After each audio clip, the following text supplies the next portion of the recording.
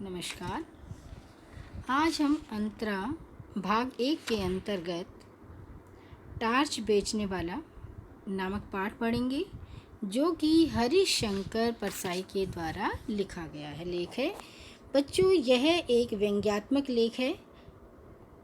सबसे पहले बच्चों हम लेखक का परिचय पढ़ते हैं।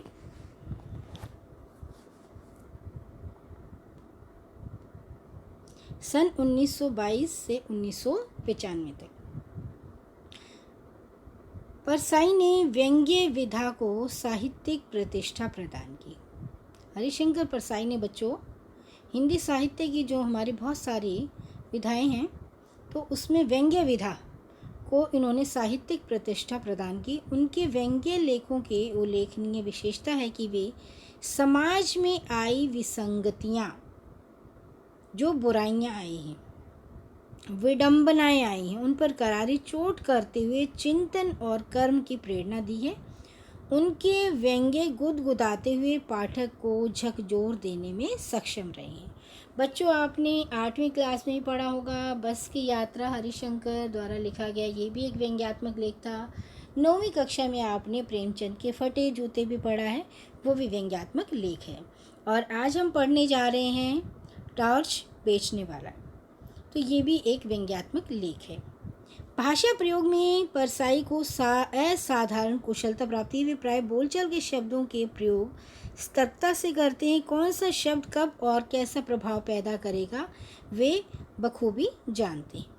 परसाई ने 2 दर्जन से अधिक पुस्तकों की रचना की है, जिनमें विशेष रूप से उल्लेखनीय है हंसते हैं रोते हैं, जैसे उनके दिन फिरे कहानी संग्रह है, रानी नागफनी की कहानी, तट की खोज नामक उपन्यास हैं ये 2 बच्चों।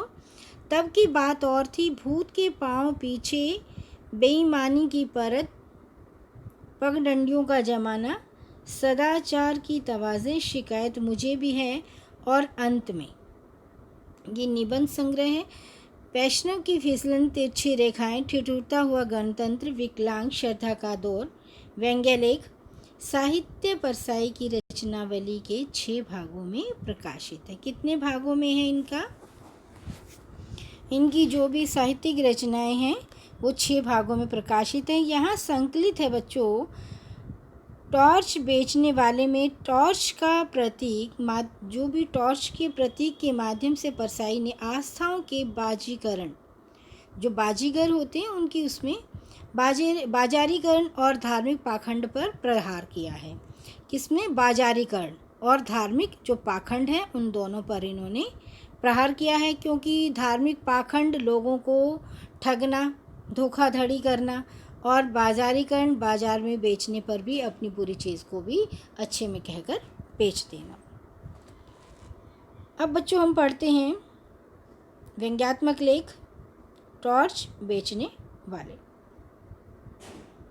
अब आप मेरे साथ पुस्तक निकाल लें और साथ साथ पाठ को अच्छे से समझते और पढ़ते चलें। वह पहले चौराहे पर बिजली के टॉर्च बेचा करता था। क्या करता था, क्या काम था? 2 दोस्त हैं। यहाँ पर मैं छोटा सा पहले आपको सार बता देती हूँ बच्चों, कि आप कभी भी बाज़ार में जाते हो तो आप बाज़ार में देखते हो बहुत सारे लोग चीज़ें बेचते हैं।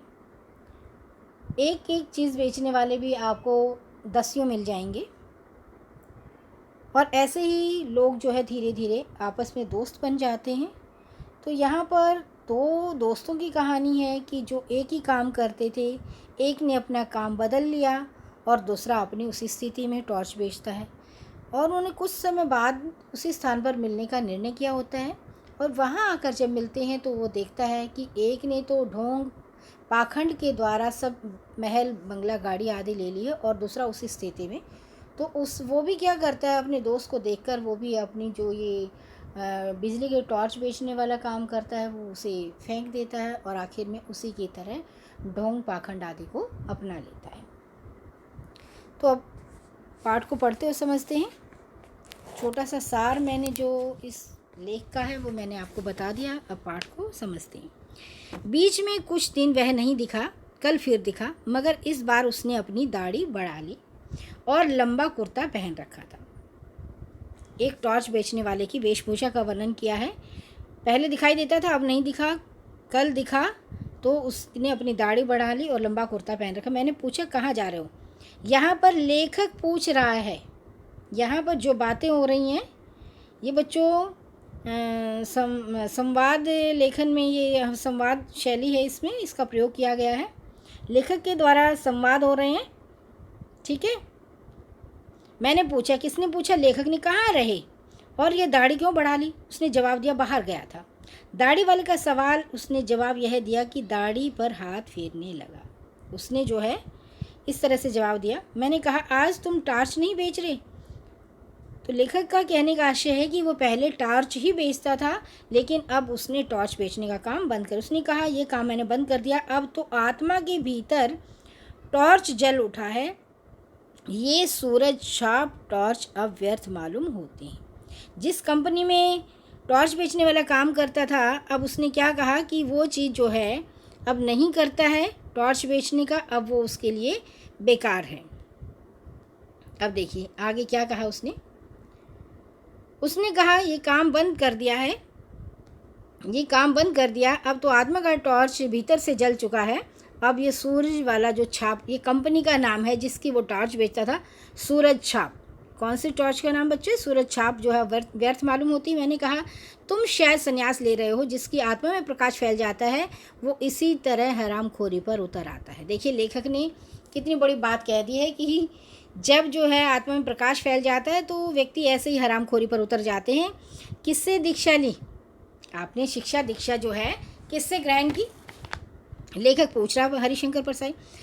मेरी बात से उसे बहुत पीड़ा हुई। उसने कहा ऐसे कठोर वचन मत बोलिए, क्योंकि सत्यता चुभती है। आत्मा सबकी एक है, मेरी आत्मा को चोट पहुंचाकर आप अपनी आत्मा को घायल कर रहे हैं।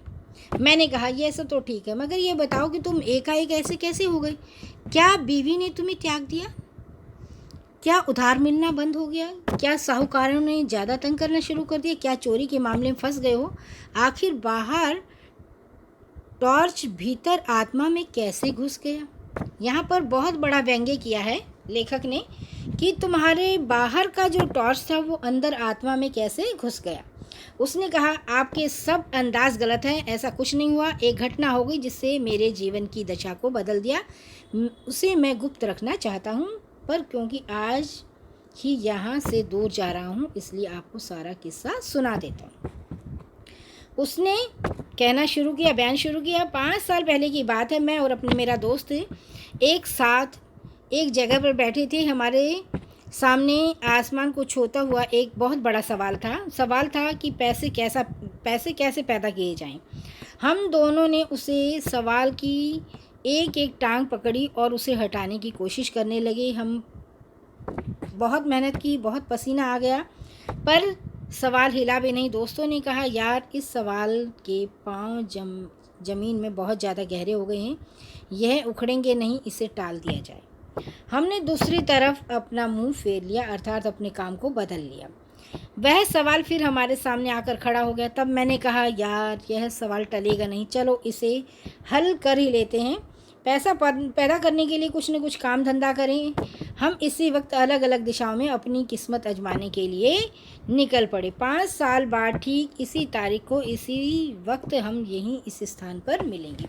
दोनों दोस्तों ने अपना अपना रास्ता बदल लिया। कहा कि 5 साल के बाद दोनों दोस्त यहीं इस स्थान इसी वक्त मिलेंगे। दोस्तों ने कहा यार साथ ही क्यों न चलें? मैंने कहा नहीं, किस्मत आजमाने की जितनी पुरानी कथाएं पढ़ी हैं वे सब अलग दिशा में जाते हैं।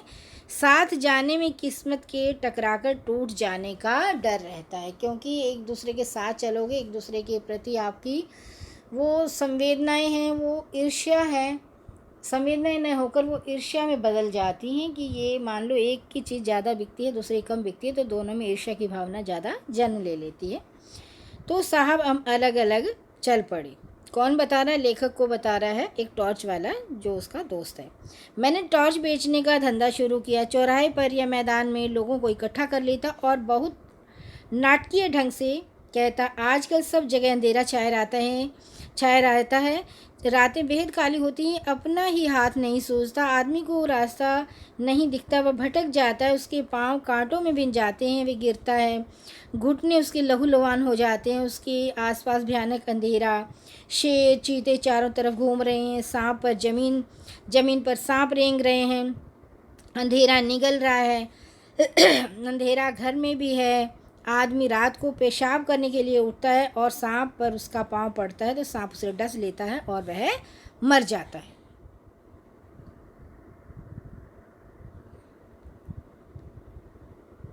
आपने तो देखा ही है साहब कि लोग मेरी बातें सुनकर कैसे डर जाते थे। भर दोपहर वे अंधेरे के डर से कांपने लगते थे। आदमी को डराना कितना आसान है। अब देखिए क्या कहा उसने, एक मित्र ने, कि आदमी को डराना कितना आसान है। आदमी बहुत जल्दी डर जाता है। किसी न किसी तरह से उसको इस तरह से बातें कही कि वो व्यक्ति के अंदर एक भय उत्पन्न हो जाए। लोग डर जाते तब मैं कहता, भाइयों यह सही है कि अंधेरा है मगर प्रकाश भी है, वही प्रकाश मैं आपको देने के लिए आया हूँ। हमारी सूरज छाप टॉर्च में वह प्रकाश है जो अंधकार को दूर भगा देता है। इसी वक्त सूरज छाप टॉर्च खरीदोगे और अंधेरे को दूर करोगे। जिन भाइयों को चाहिए हाथ ऊंचा करें। साहब मेरे टॉर्च बिक जाते और मैं मज़े से ज़िंदगी गुजारने लगा। वायदे के मुताबिक ठीक 5 साल बाद मैं उस जगह पहुंचा जहां मुझे दोस्त मिलना था। वहां दिन भर मैंने उसकी राह देखी, वह नहीं आया। क्या हुआ? क्या वह भूल गया या अब वह इस संसार में नहीं रहा? मैं उसे ढूंढने के लिए निकल पड़ा। एक शाम जब मैं एक शहर की सड़क पर जा रहा था तो मैंने देखा कि पास के मैदान में खूब रोशनी है और एक तरफ मंच सजा हुआ है, लाउड स्पीकर लगे हैं। मैदान में हजारों नर नारी श्रद्धा से झुके बैठे हैं। मंच पर सुंदर रेशमी वस्त्रों से सजे हुए एक भव्य पुरुष बैठे हैं, सज्जन पुरुष। वे खूब पुष्ट हैं, संवरी हुई लंबी दाढ़ी है और पीठ पर लहराते हुए लंबे लंबे केश हैं, बाल हैं। मैं भीड़ के एक कोने में जाकर बैठ गया। भव्य पुरुष फिल्मों के संत लग रहे थे कि बहुत सुंदर पोशाक पहनी हुई थी उन्होंने, तो ऐसे लग रहे थे, वास्तव में साधु फकीर नहीं लग रहे थे, फिल्मों के संत लग रहे थे। उन्होंने गंभीर वाणी में प्रवचन शुरू कर दिए। वे इस तरह बोल रहे थे जैसे आकाश के किसी कोने से कोई रहस्यमय संदेश उनके कानों में सुनाई पड़ रहा हो, जिससे वो भाषण दे रहे हों। वे कह रहे थे, मैं आज मनुष्य को एक घने अंधकार में देख रहा हूँ। उसके भीतर सब कुछ बुझ गया है। यह युग ही अंधकार में है। वह सर्वग्राही अंधकार को, संपूर्ण विश्व को अपने उदर में छिपाए है। आज मनुष्य इस अंधकार से घबरा उठा है। वह पथभ्रष्ट हो चुका है, अपने मार्ग से भटक गया है। वह आत्मा में भी अंधकार है। उसकी आत्मा के अंदर भी क्या है? अंधकार है। उसके अंतर की आंखें ज्योति विहीन हो गई हैं। वे उसे भेद नहीं पाती हैं। मानव आत्मा अंधकार में घुटती जा रही है।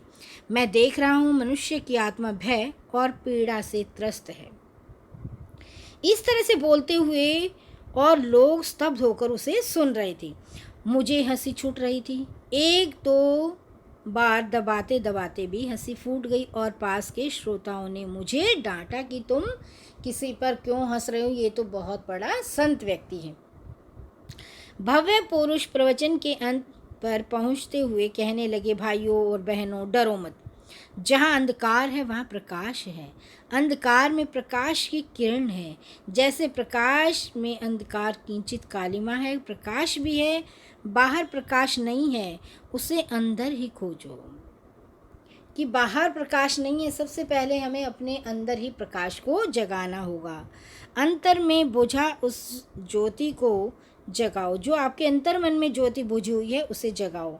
मैं तुम सबका उस ज्योति को जगाने के लिए आवाहन करता हूँ। मैं तुम्हारे भीतर वही शाश्वत ज्योति जगाना चाहता हूँ। शाश्वत का अर्थ होता है बेटा जो युगों युगों तक चलती रहे, जो कभी न बुझे। हमारे साधना मंदिर में आकर उस ज्योति को अपने भीतर जगाओ। क्या कहा? कि हमारी साधना में आओ और उसकी ज्योति को अपने अंतर मन में जगा लो। साहब अब तो मैं खिलखिलाकर हंस पड़ा। पास के लोगों ने मुझे धक्का देकर वहाँ से भगा दिया। मैं मंच के पास जाकर खड़ा हो गया। भव्य पुरुष मंच से उतरकर कार पर चढ़ रहे थे। मैंने उन्हें ध्यान से पास से देखा। उनकी दाढ़ी बड़ी हुई थी, इसलिए मैं थोड़ा झिझका, पर मेरी तो दाढ़ी नहीं थी। मैं तो उसी मौलिक रूप में था जैसे पहले मित्र मिला था। वास्तविक रूप और वास्तविक काम मेरा वही था, लेकिन जो दोस्त था उसने जो ढोंग और पाखंड में अपना पहनावा और अपनी सब कुछ विचार बदल लिए थे, तो वो तो पहचानना मुश्किल था। लेकिन यहाँ पर जो है लेखक का जो वास्तव में रूप था वो यूं का यूं ही था। भव्य पुरुष मंच से उतरकर कार में चढ़े। मैंने उन्हें ध्यान से देखा। उनकी दाढ़ी बड़ी हुई थी और इसलिए मैंने थोड़ा झिझका, पर मेरी तो दाढ़ी नहीं थी। मैं उस व्यक्ति के क्योंकि इसका तो पहले वाले दोस्त का तो यूं का यूं मौलिक रूप था, उसने पहचान लिया। अरे तुम पहचान कर बोलने वाला ही था। उन्होंने मुझे हाथ पकड़कर कार में बैठा लिया। फिर कुछ बोलने लगे तो उन्होंने कहा, बंगले तक कोई बातचीत नहीं होगी और वहीं जाकर ही ज्ञान चर्चा होगी। मुझे याद आ गया कि यहाँ पर ड्राइवर उनके साथ है। अगर हम पहले वाली बात करते हैं तो इसकी जो है पोल आदि खुल जाएगी। बंगले पर पहुंचकर मैंने ठाठ देखा। उस वैभव को देखकर मैं थोड़ा झिझका, पर तुरंत ही मैंने उस दोस्त को खुलकर बातें करनी शुरू कर दी। मैंने कहा, यार देखो, संवादशैली है ना बेटा, यार तू तो बिल्कुल ही बदल गया है। उसने गंभीरता से कहा, परिवर्तन जीवन का अनंत क्रम है। क्या कहा बच्चों? परिवर्तन जीवन का अनंत क्रम है। मैंने कहा, साले फिलॉसफी मत बघार, यह बता कि तूने इतनी दौलत कैसे कमा ली 5 सालों में। उसने पूछा, तुम इन सालों में क्या करते रहे कि तूने तो 5 सालों में इतनी धन दौलत, गाड़ी, कार, बंगला आदि खरीद ली? मैंने कहा, मैं तो घूम घूम कर टॉर्च बेचता रहा। सच बता, क्या तू टॉर्च का व्यापारी है? उसने कहा, तुझे क्या ऐसा लगता है? क्यों लगता है? मैंने उसे बताया कि जो बातें मैं कहता हूँ वही तू कह रहा है। मैं सीधे ढंग से कहता हूँ, तू अपनी बातों को रहस्यात्मक ढंग से कहता है। अंधेरे का डर दिखाकर लोगों को टॉर्च बेचता है। क्या कहा? कि तू अंधेरे का डर दिखाकर लोगों को टॉर्च बेचता है। यूं तू भी अभी लोगों को अंधेरे का डर दिखाता है और टॉर्च बेचता है। उसने कहा, तुम मुझे नहीं जानते, मैं टॉर्च क्यों बेचूंगा? मैं साधु, दार्शनिक और संत कहलाता हूँ। तुम तो एक टॉर्च बेचने वाले हो और मैं टॉर्च नहीं बेचता हूँ। मैं साधु, दार्शनिक और संत कहलाता हूँ। मैंने कहा, तुम कुछ भी कहलाओ, बेचते तुम टॉर्च हो। तुम्हारे और मेरे प्रवचन एक जैसे हैं, चाहे कोई दार्शनिक बने, संत बने, साधु बने। अगर वह लोगों को अंधेरे का डर दिखाता है तो ज़रूर यह कंपनी टॉर्च बेचना चाहता है। तुम जैसे लोगों के लिए हमेशा अंधकार छाया रहता है। बताओ, तुम्हारे जैसे किसी आदमी ने हजारों में कभी यह भी कहा है कि आज दुनिया में प्रकाश फैला है? कभी नहीं कहा। क्यों? इसलिए कि उन्होंने अपनी कंपनी का टॉर्च बेचना था। मैं खुद भर दोपहर लोगों से कहता हूँ कि अंधकार छाया है, बता किस कंपनी का टॉर्च बेचता है। मेरी बातों ने उसे ठिकाने पर ला दिया। उसने सहज ढंग से कहा, तेरी बात ठीक है, मेरी कंपनी नहीं है, सनातन है, जो कि युगों युगों तक चलने वाली है। मैंने पूछा, कहाँ है तेरी दुकान? नमूने के लिए कार्ड टॉर्च तो दिखा।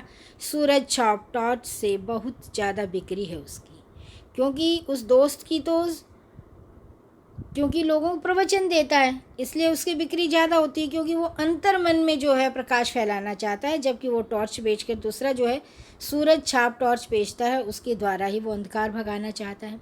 उसने कहा, उस टॉर्च की कोई दुकान बाजार नहीं है, वह बहुत सूक्ष्म है, बहुत बारीक है, जो कि अंतर मन में ही, अंतर आत्मा को जागृत करने पर ही दिखाई दे सकता है, मगर उसकी कीमत जो है उसे बहुत ज़्यादा मिल जाती है।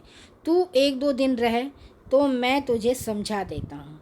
अब दोस्त ने क्या कहा कि जो मेरी टॉर्च बेचने की कला है, जो टॉर्च बेचता हूँ, लोगों के अंदर ज्ञान फैलाता हूँ, प्रकाश लेकर आता हूँ, इसकी कीमत जो है मुझे बहुत मिल जाती है। तो साहब मैं 2 दिन उसके पास रहा। तीसरे दिन सूरज छाप जो टॉर्च थी उसकी पेटी को मैंने नदी में फेंक दिया और नया काम शुरू कर दिया। वह अपनी दाढ़ी पर हाथ फेरने लगा, बोला, बस 1 महीने की और बात है।